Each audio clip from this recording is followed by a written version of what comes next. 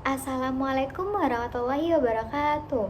U'arifukum binafsi, ismi Aida Rahma Hidayah, kuntu min qismi ta'limil lughatil arabiyyah, fitratis salis bifasdil ba. Wa una sa'asra'ul maddah bi unwani hubungan antara perkembangan manusia dan pendidikan. Baiklah, pada kesempatan kali ini saya akan menjelaskan tentang hubungan perkembangan manusia dan pendidikan. Pada materi yang pertama, kita akan membahas mengenai dimensi manusia. Nah, pertama, salah satu yang menandai kehidupan manusia yaitu pendidikan. Sehingga manusia disebut sebagai makhluk yang berpendidikan. Nah, karena pendidikan, manusia selalu berkembang dari waktu ke waktu menuju kehidupan yang sempurna, sekalipun kesempurnaan tidak akan dicapainya. Dan dimensi kemanusiaan ini dan pendidikan adalah usaha untuk memanusiakan manusia. Nah, subjek atau sasaran objek pendidikan adalah manusia. Pendidikan bermaksud untuk membantu manusia menumbuh kembangkan potensi-potensi kemampuannya, yang membantu manusia menumbuh kembangkan potensi kemampuannya. Oleh karena keberadaan manusia yang tidak terlepas dari lingkungannya, maka berlangsungnya proses pendidikan itu selamanya akan berkaitan erat dengan lingkungan dan akan saling mempengaruhi secara timbal balik. Dan hakikat dimensi manusia yaitu dibagi menjadi 4. Yang pertama yaitu dimensi keindividuan, yang kedua yaitu dimensi kesosialan, yang ketiga yaitu dimensi kesusilaan, dan yang keempat yaitu dimensi keberagaman. Yang pertama yaitu dimensi keindividuan. Manusia sebagai makhluk individual mempunyai arti bahwa manusia sebagai seorang yang utuh, yang tidak dapat dibagi antara kesatuan fisik, psikis sebagai individual. Manusia merupakan makhluk yang unik, berbeda antara satu dengan yang lainnya. Nah, hal itu pun terlihat pada diri setiap manusia yang mempunyai dirinya sendiri. Mereka sadar ingin menunjukkan eksistensinya, ingin menjadi diri sendiri, dan bebas bercita-cita. Nah, menurut Irfan 2008, manusia sebagai individu memiliki hak sebagai kodrat atau sebagai anugerah Tuhan, yang hak asasi sebagai pribadi, terutama hak hidup, hak kemerdekaan, dan hak memiliki.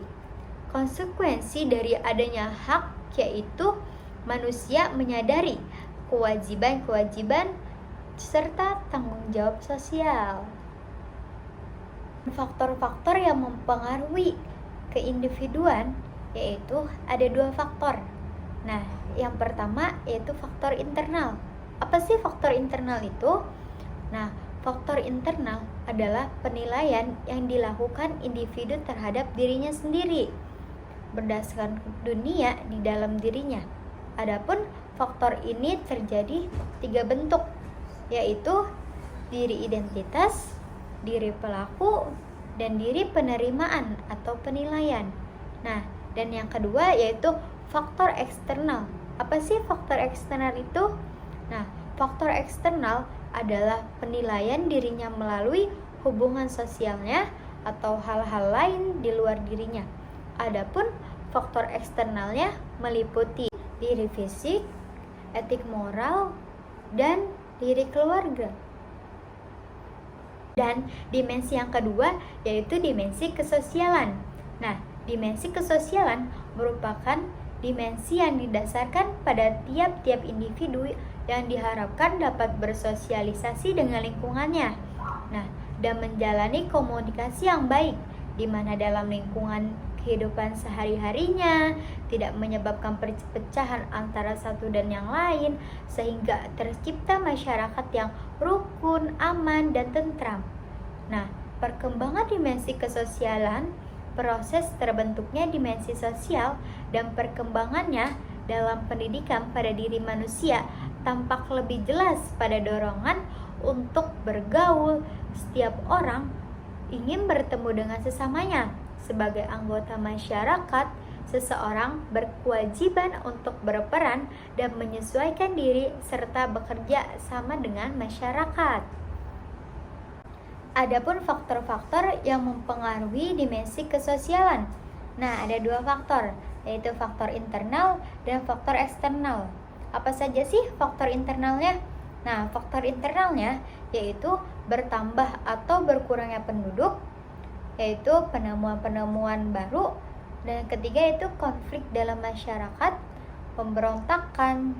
Nah, dan faktor eksternalnya yaitu perubahan lingkungan fisik manusia, yaitu bencana alam, pengaruhnya kebudayaan masyarakat lain, dan peperangan diktat.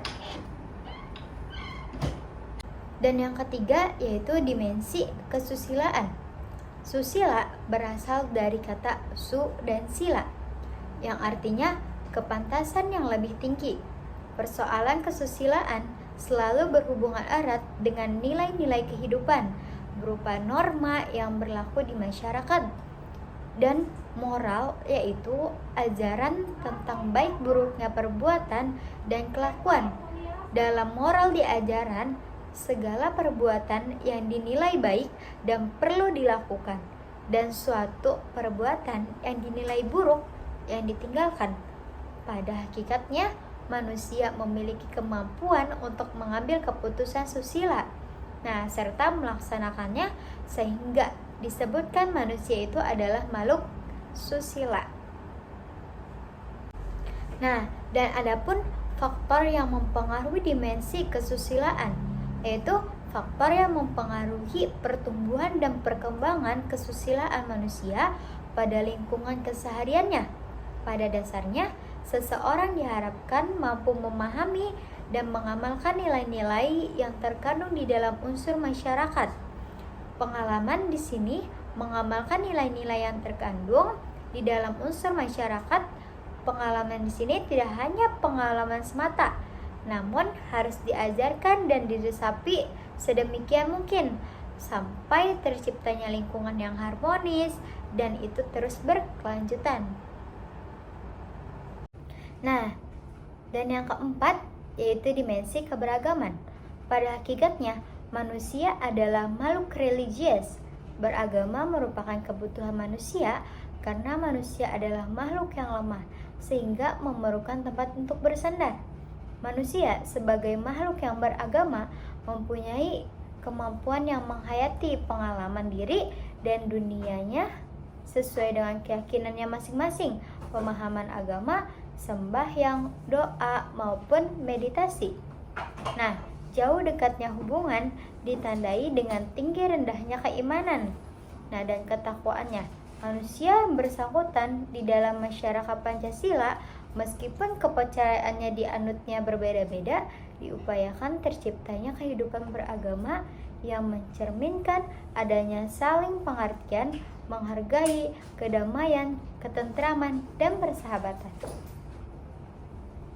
Dan faktor yang mempengaruhi dimensi keberagaman yaitu pembentukan kata hati nurani, pembentukan niat dalam melakukan kegiatan, biasa berbuat baik kepada Tuhan, biasa berbuat terhadap sesama manusia, biasa berbuat terhadap makhluk Tuhan yang lainnya, sehari-hari yang sesuai dengan tuntutan agama, pembentukan daya jiwa, pandangan hidup yang selaras dan seimbang dalam kehidupan. Nah, pada pembahasan kedua yaitu kita akan membahas tentang perkembangan dimensi manusia. Nah, sasaran pendidikan adalah manusia, sehingga dengan sendirinya mengembangkan dimensi hakikat manusia menjadi tugas pendidikan. Meskipun pendidikan itu pada dasarnya baik, tetap dalam pelaksanaannya mungkin saja bisa terjadi kesalahan-kesalahan yang lazim yang disebut salah didik. Sehubungan dengan itu, ada dua kemungkinan yang bisa terjadi, yaitu pengembangan yang utuh, tingkat keutuhan berkembangnya. Perkembangan dimaksud mencakup bersifat horizontal, yaitu yang menciptakan keseimbangan dan bersikap vertikal, yang menciptakan ketinggian martabat manusia. Dengan demikian, totalitas bentuk manusia yang utuh, perkembangan dimensi yang tidak utuh terhadap dimensi hakikat akan terjadi di dalam proses perkembangan jika ada unsur dimensi hakikat manusia yang terbaikan untuk ditangani. Misalnya, dimensi kesosialan didominasi oleh perkembangan dimensi keindividuan atau dominan. Efektif dominasi oleh perkembangan dimensi keindividuan ataupun dominan efektif didominasi oleh perkembangan dimensi individuan ataupun dominatif efektif didominasi oleh pengembangan dominan kognitif. Demikian pula secara vertikal ada dominan efektif, dominan tingkah laku terabaikan penanganannya, pengembangannya yang tidak utuh berakibat terbentuknya kepribadian yang pincang dan tidak mantap. Nah, pada pembahasan selanjutnya kita akan membahas tentang potensi dan keharusan pendidikan bagi perkembangan dimensi manusia. Nah, manusia merupakan makhluk pilihan Allah yang mengembangkan tugas ganda, yaitu sebagai khalifah Allah dan Abdullah, yaitu hamba Allah. Untuk mengaktualisasikan kedua tugas tersebut, manusia dibekali dengan sejumlah potensi yang di dalam dirinya. Hasan Langgung menyatakan potensi-potensi tersebut berupa ruh, nafs, akal, qalb, dan fitrah. Sejalan dengan itu, Zakiyah Derajat mengatakan bahwa potensi dasar tersebut berupa jasmani, rohani, dan fitrah. Namun, ada juga yang menyebutnya dengan jismiyah, nafsiyah, dan ruhaniyah. Dan melihat dari potensi manusia yang seutuhnya itu meliputi 7 potensi, maka dapat dikembangkan wujud manusia seutuhnya itu dengan membina dan mengembangkan sikap hidup. Yang pertama yaitu potensi jasmani dan panca indera. Nah, dengan mengembangkan sikap hidup yang sehat, memelihara gizi makanan, olahraga yang teratur, istirahat yang cukup, dan lingkungan hidup yang bersih. Nah, yang kedua yaitu potensi pikir, yaitu rasional, dengan mengembangkan kecerdasan, suka membaca, belajar ilmu pengetahuan yang sesuai dan yang diminati, mengembangkan daya pikir yang kritis dan objektif. Dan yang ketiga yaitu potensi perasaan, dengan mengembangkan perasaan etika dengan menghayati tata nilai ketuhanan atau keragaman, kemanusiaan, sosial budaya, filsafat, dan perasaan estetika dengan mengembangkan minat kesenian dengan berbagai seni, sastra, dan budaya. Dan yang keempat yaitu potensi karsa atau kemauan yang keras dan mengembangkan sikap rajin belajar atau bekerja, ulet, tabah dalam menghadapi segala tantangan. Nah, dan yang kelima yaitu potensi cipta dengan mengembangkan daya kreasi dan imajinasi baik dari segi koreksi pengetahuan maupun seni budaya. Nah, dan yang keenam yaitu potensi karya, konsepsi, dan imajinasi tidak cukup diciptakan sebagai konsepsi, semuanya diharapkan dilaksanakan secara operasional. Nah, dan yang ketujuh yaitu potensi budi nurani, yaitu kesadaran ketuhanan dan keagamaan, yakni kesadaran moral yang meningkatkan harkat dan martabat manusia menjadi manusia yang berbudi luhur atau insan kamil ataupun manusia yang bertakwa menurut konsep agamanya masing-masing. Nah, dan yang terakhir yaitu kesimpulan. Nah, kesimpulannya yaitu setiap manusia membutuhkan pendidikan karena pendidikan sangat penting, yang artinya bagi manusia adalah perkembangan manusia. Melalui pendidikan, manusia tak hanya mendapatkan pengajaran keahlian khususnya, tetapi juga sesuatu yang mendalami, yaitu pemberian mulia serta keterampilan yang diperlukan dirinya dan masyarakat. Maka dari itu dikatakan bahwa kualitas pendidikan sangat menentukan kualitas sumber daya manusia yang dicetaknya. Oleh karena itu, seorang guru harusnya bisa menerapkan metode yang tepat dalam kegiatan belajar mengajar sesuai dengan karakter para siswanya, dan dengan begitu proses belajar lebih mudah, pertimbangan dan kebijaksanaan. Nah, pendidikan adalah usaha sadar dan terencana untuk mewujudkan suasana belajar dan proses pembelajaran agar peserta didik secara aktif mengembangkan potensi dirinya sehingga memiliki kekuatan spiritual, keagamaan, pengendalian diri, kepribadian, kecerdasan, dan akhlak. Baiklah, mungkin hanya itu yang dapat saya sampaikan. Kurang lebihnya mohon maaf.